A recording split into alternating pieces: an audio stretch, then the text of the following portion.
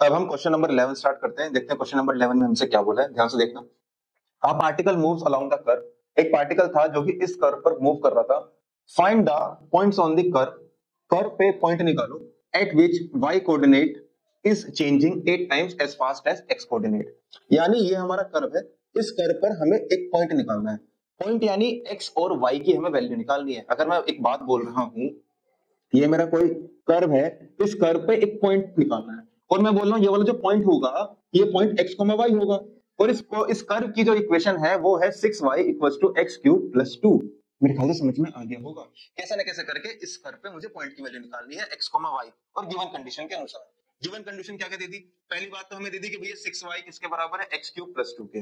दूसरी बात हमें क्या दे दी कि y कोऑर्डिनेट यानी y, इसका मतलब क्या होता है, हमेशा इक्वल टू होता है और changing 8 times as x coordinate. Times का मतलब मल्टीप्लाई होता है यानी 8x। मेरे ख्याल से बात समझ में आ गई। अब मैं क्या करूंगा, सबसे पहले इसको डिफरेंशिएट करूंगा विद रिस्पेक्ट टू टाइम, फिर इसको डिफरेंशिएट करूंगा विद रिस्पेक्ट टू टाइम। तो जैसे मैंने डिफरेंशिएट करा dy बाय क्या आ जाएगा मेरा dt, इसके बराबर 8 और x की जगह आ जाएगा dx बाय dt। इसको मैं संगवा के रखूंगा। अब मैं ये वाली इक्वेशन पकड़ूंगा। ये वाली इक्वेशन क्या थी, 6y किसके बराबर था, x क्यूब प्लस 2 के। इसको डिफरेंशिएट करा 6 तो ऐसे कैसे रहेगा, y की जगह आ जाएगा dy by dt equals to x cube का आ जाएगा 3x square dx by dt और 2 का 0 हो जाएगा। अब यहाँ पे आपने देखा कि dy बाय dt की वैल्यू मैंने कितनी निकाली, dy बाय dt की वैल्यू मैंने निकाली 8 dx by dt equals to 3x square into dx by dt मेरा यहाँ पे था ही।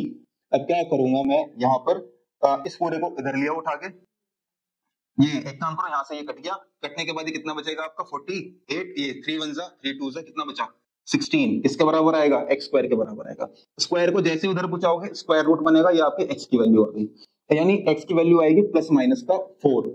समझ में आ गया होगा। यानी मैं कह सकता हूं x की वैल्यू एक होगी प्लस का 4, एक x की वैल्यू होगी माइनस का 4। अब मैं x की वैल्यू पुट करूंगा, y की वैल्यू आएगी। अच्छा ये x की वैल्यू कहां पुट करूं, मैं यहां पुट करूं, मैं यहां पुट करूं?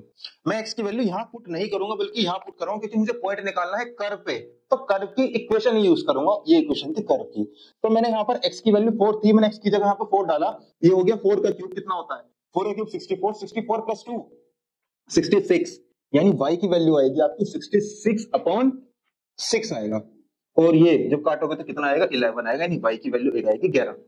और यहीं पर मैं क्या करूंगा, यहाँ पे -4 रखूंगा मैं। जैसे ही -4 रखा, -4 का क्यूब ये होगा माइनस का 64 प्लस 2 अपॉन 6 आ जाएगा। कितना आएगा ये आपका निकल के आएगा, आएगा आपका 62 अपॉन 6।